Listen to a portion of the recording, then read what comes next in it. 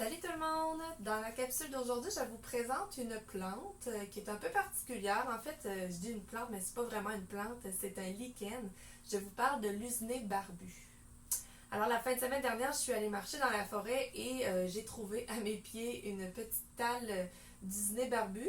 Je dis à mes pieds, mais c'est parce qu'elle était tombée, parce que ça pousse pas au sol. En tant que lichen, c'est vraiment une plante qu'on va retrouver davantage en hauteur dans les arbres. Donc, l'usiné barbu, comme vous voyez, ce sont des petits filaments comme ça qui ressemblent drôlement à une barbe. D'ailleurs, en anglais, son nom, c'est la Old Man's Beard, donc la barbe du vieil homme. C'est un peu à ça que ça ressemble. Et ces petits filaments-là qui sont très fins, sont de couleur vert-gris et ils sont légèrement extensibles. Donc, quand on va venir tirer sur l'usiné, si elle n'a pas séché, si elle est vraiment dans la nature, il va y avoir un petit effet élastique. Je vous le précise parce que l'usiné va souvent pousser aux mêmes endroits que cet autre lichen-là ici.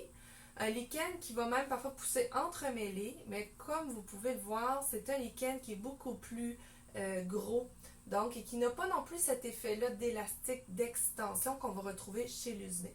Donc on peut voir là, que les brins ne sont pas dans la même grosseur, mais il faut quand même le savoir. Quand on veut préparer de l'usiné en concentré liquide, par exemple, c'est important qu'on ait que de l'usiné et qu'on n'ait pas l'autre sorte de lichen. Les lichens, c'est des plantes intéressantes parce que ce sont un mélange, en fait, un mariage entre les champignons et une algue. Donc, c'est vraiment le mariage de deux types d'organismes qui, ensemble, ont formé les lichens. Il existe plusieurs variétés d'usiné barbu. Elles sont toutes équivalentes en termes de propriétés médicinales. Un fait qui est intéressant sur l'usiné barbu, c'est qu'elle pousse vraiment dans les zones non polluées. Donc, si vous en trouvez, par exemple, au cœur d'une forêt ou dans un bois près de chez vous, ça veut dire que l'air est relativement saine dans ce secteur-là, puisque les zones polluées vont vraiment venir à bout de l'usiné et vont faire en sorte qu'elle ne survivra pas.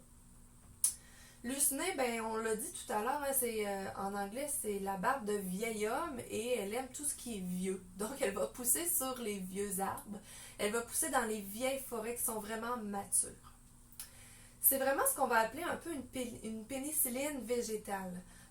Moi, c'est une plante que j'ai connue dès les premiers temps de ma pratique d'herboriste parce que ma fille est elle-même allergique à la pénicilline, donc j'ai rapidement cherché une alternative et c'est dans l'usiné barbu que j'ai trouvé la solution.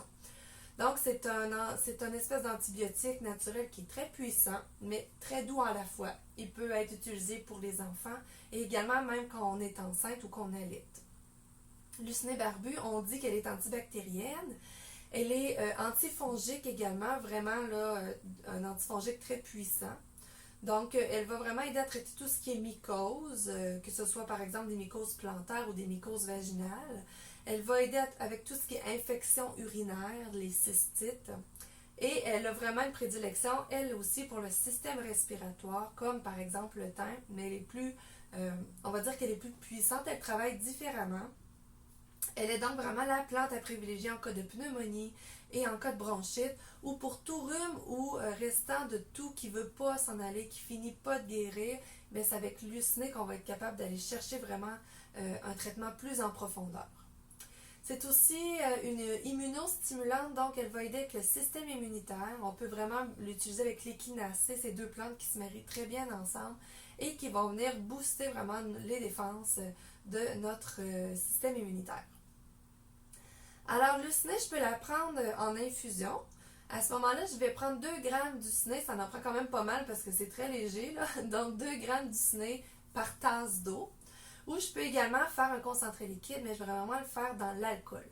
Mais le vinaigre va vraiment amener une extraction qui est bonne. Par contre, ça pourrait prendre jusqu'à 5 mois pour avoir l'équivalent de ce qu'on va avoir en un mois, de 4 à 6 semaines en fait, dans l'alcool. Donc, c'est vraiment l'alcool qui est à privilégier pour cette raison-là. On va prendre une part d'alcool pour 3 parts d'usiné quand on va faire notre mélange et on va s'assurer d'avoir un alcool qui est vraiment 60% et plus en termes de force. Donc, l'usiné, une plante à découvrir, une plante qu'on peut cueillir également toute l'année, un peu comme je vous parlais du bouleau dans une des capsules récentes. Donc, l'usiné qui pousse en tout temps, hiver comme été. Donc, on peut se procurer en cherchant un peu ou en ayant simplement les yeux ouverts. Vous savez, moi, elle est tombée à mes pieds. Donc, c'est pas toujours une plante compliquée à cueillir, quoique parfois, elle se retrouve effectivement en hauteur. Alors, si vous avez des questions, je vous invite à les poser. Ça me fera plaisir d'y répondre juste ici en dessous de la vidéo. Salut tout le monde!